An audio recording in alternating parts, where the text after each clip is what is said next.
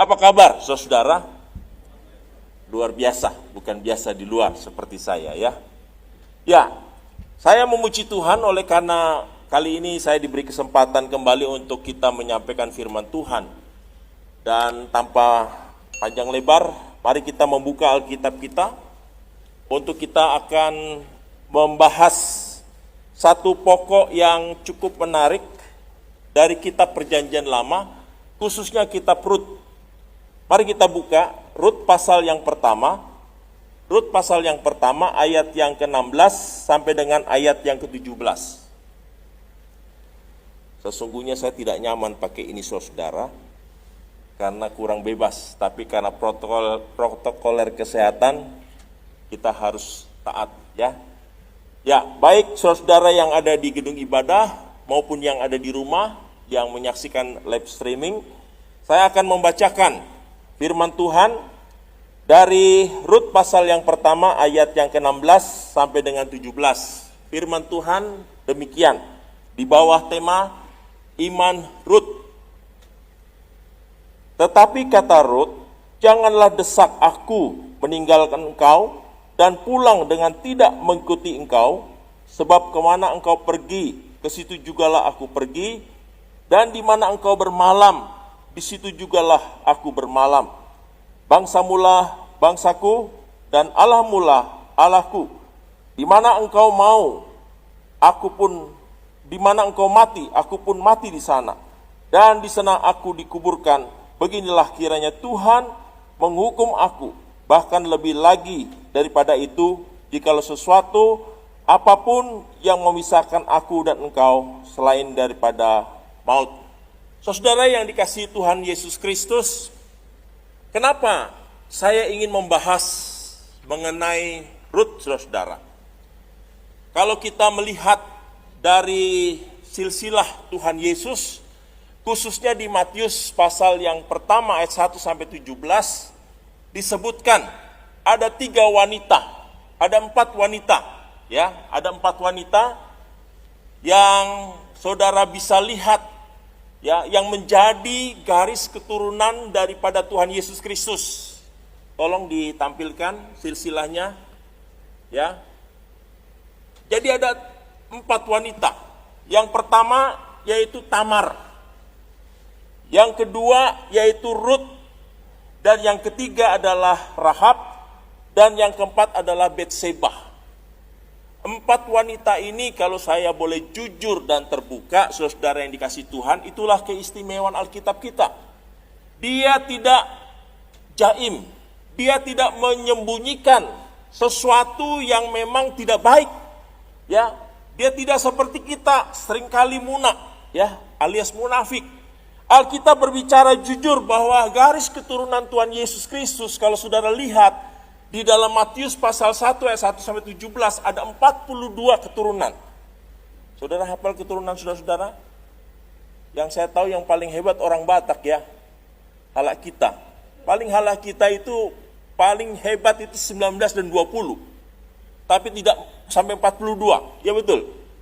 Ini 42 dicatat dalam Alkitab dan 4 diantaranya disebutkan di sini itu adalah wanita-wanita yang maaf kata kalau saya bilang tidak baik track recordnya, tidak baik catatannya. Tetapi saya tidak mau membahas 3 hal wanita yang lain, ya. Saya hanya mau fokus kepada Rut.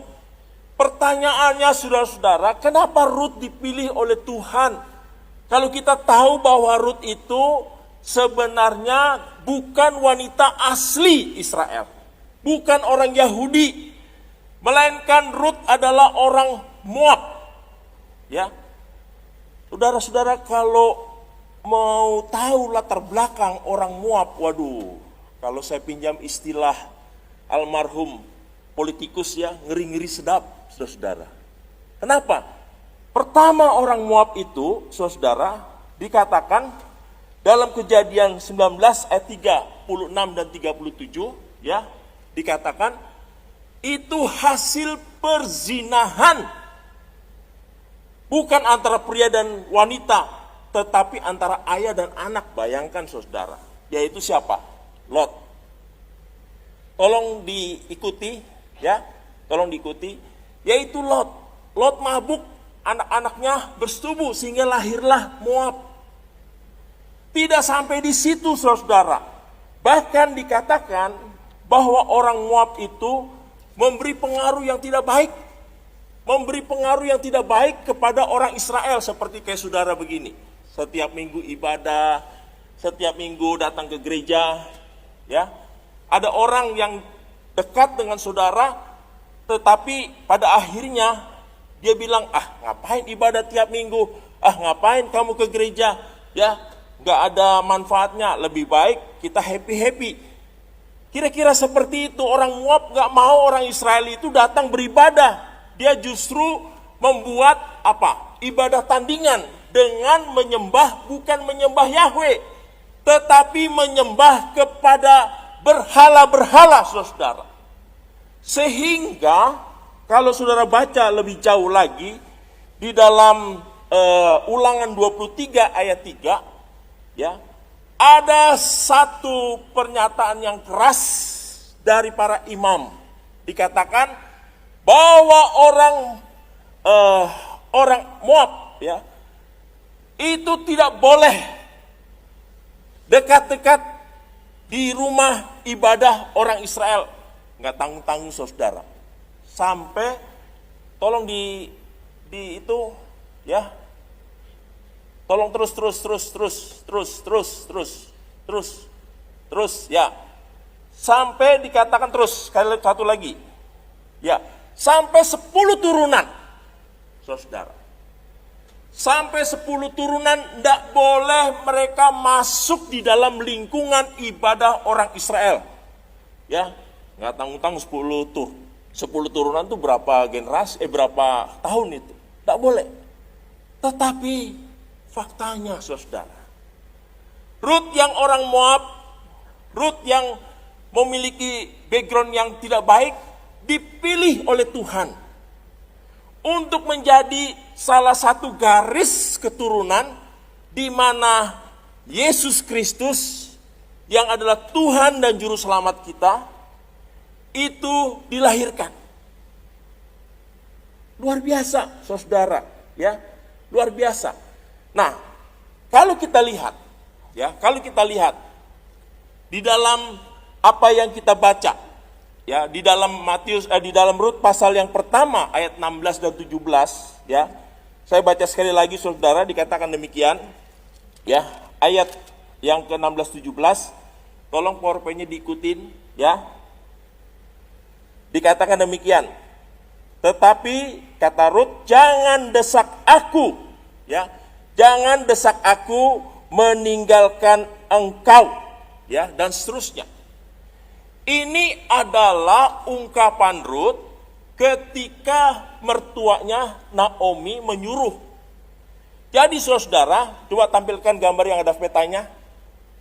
Ya, jadi 10 tahun yang lalu, ya, 10 tahun yang lalu itu Naomi berasal dari Bethlehem. Namanya Bethlehem, saudara. Artinya Bet itu kota, Lehem itu roti, kota penuh roti, tetapi tidak ada rotinya.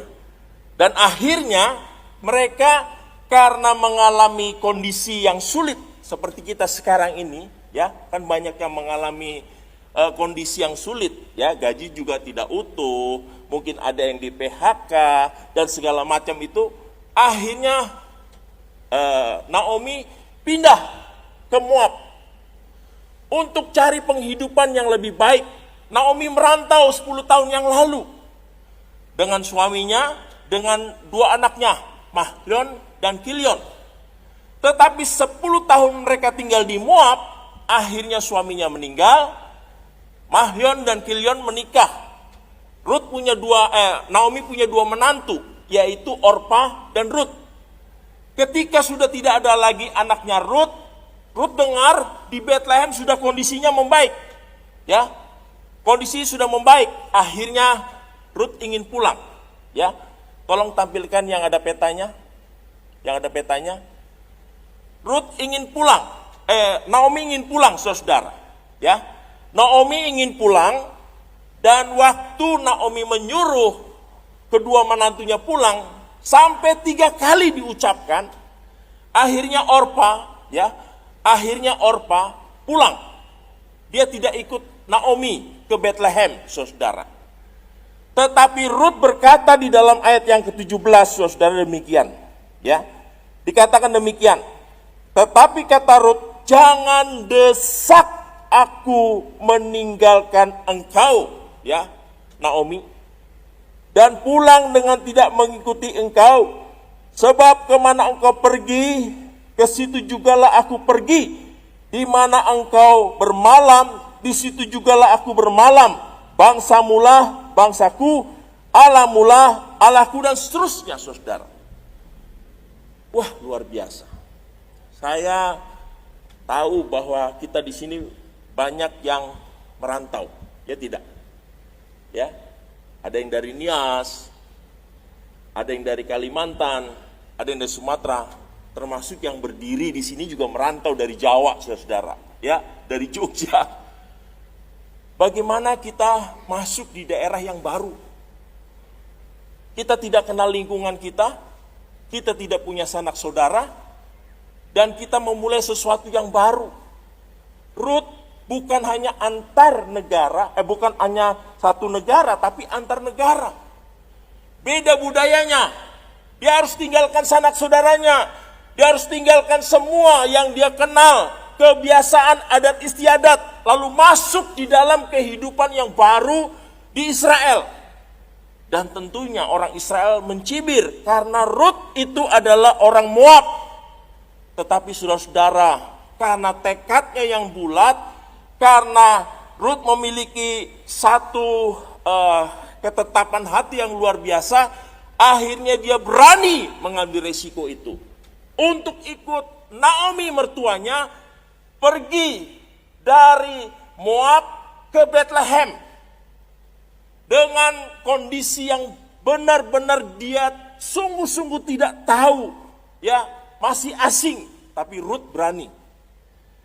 Ya sama seperti saudara, ya, tinggalkan kampung halaman, enakan di kampung halaman, ya. Kalau orang Jawa bilang kumpul, mangan orang mangan asal kumpul, makan atau tidak makan asal kumpul, kenal dengan saudara, ya. Kata Kus Plus, tongkat dan kayu jadi tanaman. Ya, apa iya tongkat dan kayu jadi tanaman?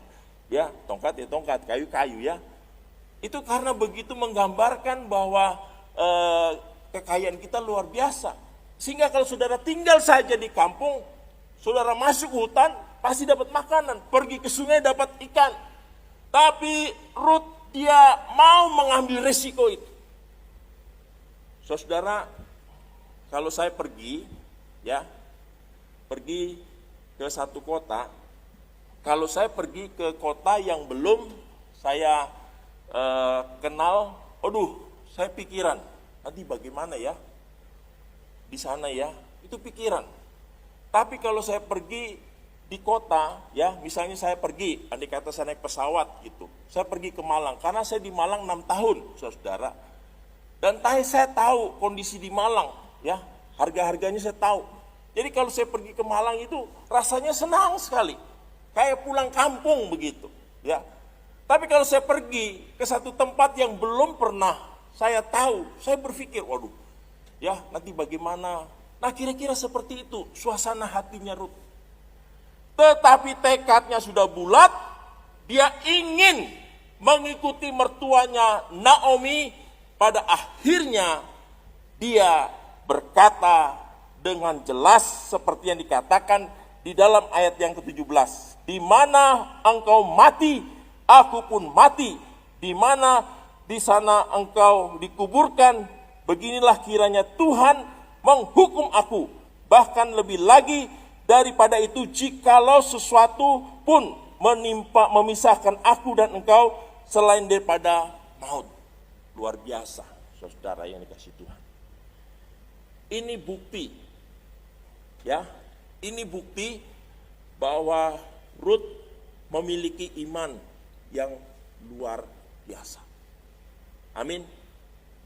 Amin. Jangan bilang amin sudah pulang, ya. Amin, amin. Ya. Iman yang bagaimana sekarang yang dimiliki oleh Rut? saudara. Ada 4 kategori iman. Ya. Ada 4 kategori iman, saudara. Yang pertama, ya, iman yang pertama, saudara, yaitu iman yang disebut dengan iman historis. Apa itu iman historis? Iman historis begini, saudara. Karena orang tua kita itu sudah Kristen, kita lahir dan besar, dilahirkan oleh keluarga Kristen, otomatis kita ikuti, ya, kepercayaan, keyakinan orang tua kita. Orang tua kita ke gereja, kita ikut ke gereja.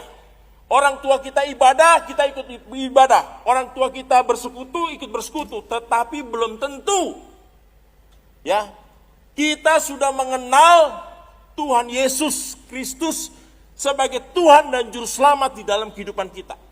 Karena kita mewarisi iman historis, saudara-saudara, yang diwarisi oleh orang tua. Belum tentu orang tua Kristen, kita otomatis mengenal Yesus. Faktanya, banyak saudara-saudara orang Kristen KTP, ya, Kristen tanpa pertobatan, Kristen tanpa pembaharuan, ya dianggap biasa saja. Ibadah itu biasa saja, orang tua saya begitu, ya udah saya ikut aja. Saudara, ini penting. Karena apa? Kalau kita masih memiliki iman historis, kita akan menjadi orang Kristen yang stagnan, mandek, ya, tidak bertumbuh dan tidak berkembang, oleh karena kita belum mengalami pembaharuan dan perjumpaan dengan Kristus. Itu yang pertama. Iman yang kedua, yaitu iman sementara. Ya, apa pula ini Pak Wasis iman yang sementara? Iman yang sementara, saudara, begini.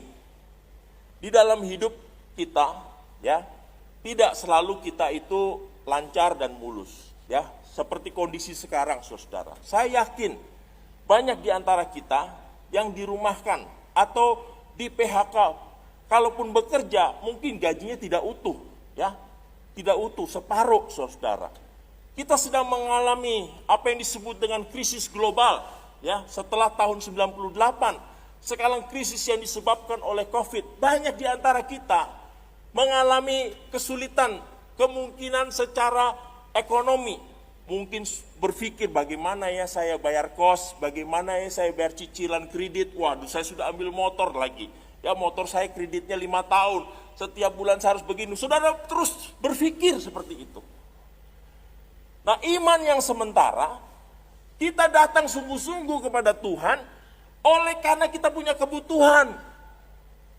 Ya, saya ingat saudara, ketika tahun 95 sampai tahun 2001, saya dipercaya Tuhan untuk pegang satu jemaat di Kebayoran Baru. Setiap hari Sabtu kami berdoa. Yang namanya doa di gereja, itu banyak orang, ya, tidak berminat, termasuk gereja kami. Sehingga kami laksanakan doa hari Sabtu. Yang datang, ya paling cuma berapa orang, saudara. Jemaatnya ada 300, yang datang cuma 5 orang, 10 orang, 15 sudah hebat, saudara. Bertahun-tahun kami berdoa. Satu ketika, saudara dikasih Tuhan, ya, saya bersuka cita. Karena doa pagi hari Sabtu, datang satu serombongan. Wah, Tuhan sudah mulai bekerja dengan luar biasa, sehingga menggerakkan orang untuk berdoa pagi. Ketika doa pagi, seperti biasa saya tanya apa pokok doanya, dia dengan semangat, Pak doakan. Saya punya ruko 2 di Jalan Sabang, itu dikontrak oleh orang India, 15 tahun setelah selesai kontrak dia tidak mau keluar. Saya yang harus bayar dia, sehingga saya naik ke pengadilan. Mulai kita berdoa. Kalau andai kata Pak Gol, itu ruko di Jalan Sabang bisa kembali, saya akan beri perpuluhan kepada gereja. Wah mantap, pendetanya makin semangat saudara. Ya. Singkat cerita, setelah kami berdoa, 1 bulan tidak ada tanda-tanda, dia tetap rajin saudara. 2 bulan, dia tetap rajin. 3 bulan, dia mulai menghilang. Mulai menghilang dari doa pagi. Ya, wah saya berpikir, kenapa ya? orang ini sudah tidak 2 pagi lagi. Ketika ibadah minggu, saudara-saudara, karena gereja tempat saya melayani gereja lama ya, gereja tua, seperti gereja Kristus, seperti GKI begitu, setelah ibadah salam-salaman di depan. Ketika salam-salaman, saya senang sekali karena keluarga itu datang. Waktu datang, saya sudah tidak sabar lagi, saya pegang tangannya, apa kabar Pak? Puji Tuhan Bapak datang. Iya puji Tuhan Bapak Pendeta, puji Tuhan Boksu. Kenapa tidak datang 2 pagi lagi hari Sabtu Pak? Begini Pak, ruko saya sudah menang Pak, ya. Jadi kembali lagi ke saya. Jadi saya tidak perlu doa lagi. Oh, kalau saya tahu begitu biar saja rukonya tidak dimenangkan supaya datang 2 pagi terus, ya. Tapi di sini tidak ada, ya. Tapi di sana sini ada saudara orang seperti itu, iman sementara. Ya. Iman yang kedua adalah iman sementara. Iman yang ketiga yaitu iman mujizat. Apa itu iman mujizat? Iman mujizat yaitu ketika kita mengalami sakit seperti orang yang datang kepada Tuhan Yesus, ya 10 orang kusta datang kepada Tuhan Yesus dan Tuhan Yesus berdoa, pada akhirnya 10 orang kusta itu sembuh, yang datang balik ke Tuhan Yesus berapa? Sada, 1. Ya, Sito, cuma 1 orang. Yang 9 kemana? Yang 9 kabur karena sudah sembuh. Itu iman mujizat. Ketika kita sudah dapat mengalami kesembuhan, kita lupa sama Tuhan. Ya, kalau di gereja haleluya, begitu sudah sembuh haleluya, saudara. Itulah yang terjadi di dalam kehidupan kita. Banyak orang-orang yang memiliki iman, tapi sebatas iman historis, iman sementara, dan iman mujizat. Lalu Rut iman yang bagaimana Pak? Saudara yang dikasih Tuhan, iman Rut beda. Rut bukan mewarisi iman historis karena orang tuanya Moab, tidak kenal Tuhan. Dia tidak kenal Allah Abraham, Ishak dan Yakub, dia tidak kenal itu. Karena leluhurnya menyembah berhala. Dia juga bukan iman sementara, ya. Dia sudah ditinggalkan, dia itu janda, saudara, ya. Ditinggalkan oleh suaminya. Untuk apa? Dia bukan iman sementara. Dan Rut juga, dia bukan memiliki iman mujizat, tetapi Rut, dia memiliki iman, yaitu iman keselamatan. Rut memiliki iman keselamatan karena Rut tahu kalau dia ikut Naomi, dia akan mengenal Allah yang benar, Allah yang disembah, yang disebut dengan Allah Abraham, Allah Ishak, Allah Yakub, yaitu Allah Yahweh. Selama 10 tahun Rut berinteraksi dengan Naomi. Tentu Rut melihat apa yang dilakukan Naomi di dalam ibadahnya. Secara perlahan demi perlahan, akhirnya Rut meninggalkan Allah yang dia yakini sebagai orang Moab, dan dia beralih keyakinan kepada Allahnya Naomi, sehingga dia begitu yakin, dia berkata bahwa Allah mula Allahku, di mana engkau mati, aku pun mati. Jadi Rut, dia tahu, dia datang kepada Allah yang tepat, yaitu Allahnya Naomi. Kalau dia terus tinggal seperti menantu yang lain, Orpa, dia tidak akan kenal siapa itu Yahweh, siapa itu Allah, dia tidak akan kenal. Tetapi karena dia ikut dengan mertuanya Naomi, balik ke Bethlehem, akhirnya dia mengenal siapa itu Allah. Jadi Rut memiliki iman keselamatan. Saudara yang dikasih Tuhan, di saat-saat seperti ini, yang kita butuhkan dalam kehidupan kita, ya, bukan iman yang historis, bukan iman yang sementara, bukan iman yang mujizat, tetapi iman keselamatan.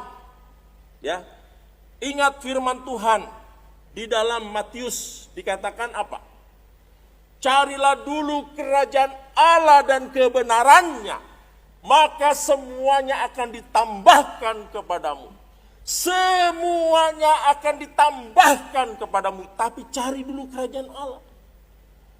Kalau saudara memiliki iman keselamatan, saudara cari kerajaan Allah, saudara menemukan kerajaan Allah, maka semuanya akan ditambahkan kepadamu. Amin. Amin belum pulang. Ya. Amin masih ada di sini, saudara. Ya. Jadi saudara, kita memerlukan iman keselamatan.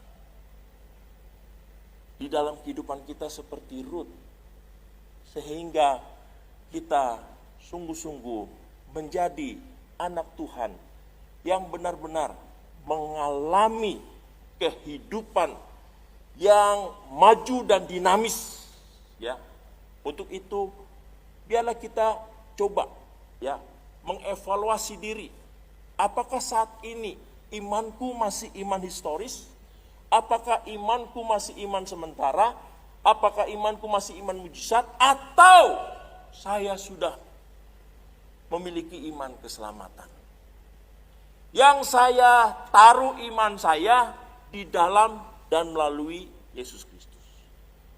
Selanjutnya saudara, kita akan melihat ya, mengapa Rut tidak meninggalkan Naomi.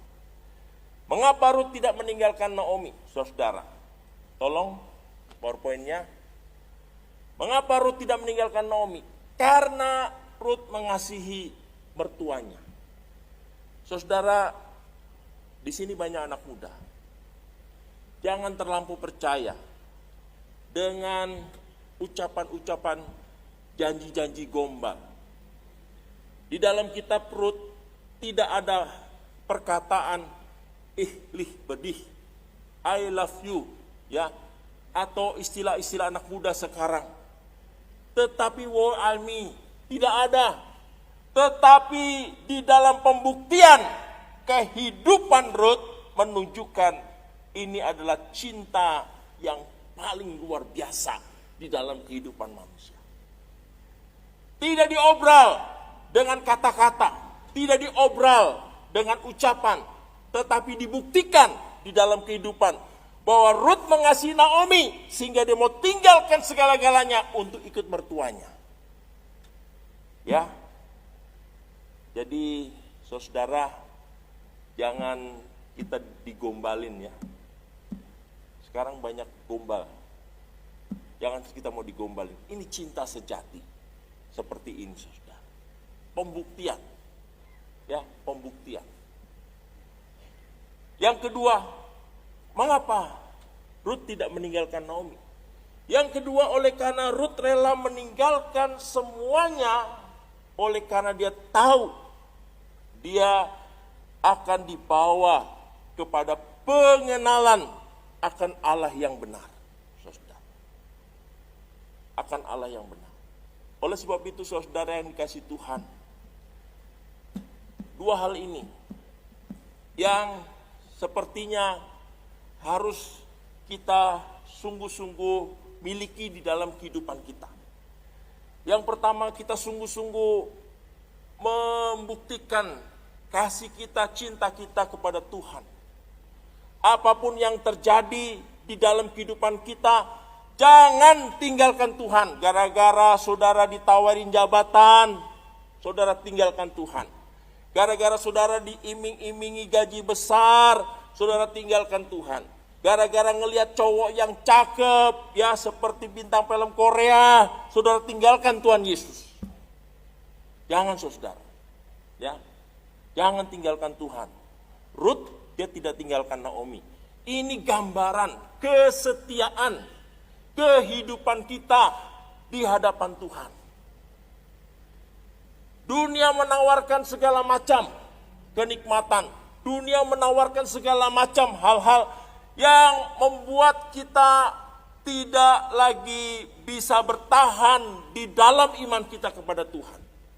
Tetapi kalau saudara memilih Yesus, saudara tidak akan menyesal. Itu pelajaran yang kita dapat dari kehidupan Rut sehingga dia dipilih oleh Tuhan sekalipun dia tidak memiliki kualifikasi. untuk menjadi garis keturunan Tuhan Yesus Kristus. Dan yang terakhir, ya kan nggak boleh lama-lama kita khotbah. Yang terakhir apa yang kita bisa dapat dari kehidupan Rut? Ada 5 hal. Yang pertama, Rut memiliki tekad yang kuat di dalam hidupnya. Saudara, kalau mau berhasil dalam hidup ini, saudara harus memiliki tekad yang kuat. Jangan tipis telinga. Ya, orang baru ngomong begini, kita langsung merespon dengan lebay, saudara. Jangan patah semangat. Orang lain mau jelek-jelekan saudara, orang lain mau menjatuhkan saudara, itu tandanya saudara orang hebat. Karena orang lain iri kepada saudara. Tapi kalau saudara diomongin lalu saudara akhirnya stres, pusing, ya, lalu saudara jadi baper, rugi sendiri. Rut memiliki tekad yang kuat. Yang pertama untuk berhasil, ya, memiliki kehidupan seperti Rut, kita harus memiliki tekad yang kuat. Yang kedua, Rut berani meninggalkan zona nyamannya. Andai kata dia terus tinggal di Moab, enak saudara-saudara. Ya, dia tidak perlu kerja keras, dia tidak perlu melakukan hal-hal yang berat, karena banyak saudara-saudaranya yang akan membantu dia. Tetapi Rut tahu dia harus keluar dari zona nyaman. Saudara, kita paling susah suruh tinggal zona nyaman. Ya, contoh saja kalau kita di gereja, saya tahu tuh yang duduk-duduk di pilar itu nggak akan pindah-pindah itu. Ya, karena paling enak duduk di pilar-pilar tuh. Tapi nggak ada di sini, ya. Tapi ada di sana sini, saudara. Ya, saudara pakai jam, biasa taruh jam di mana? Di tangan mana? Kiri.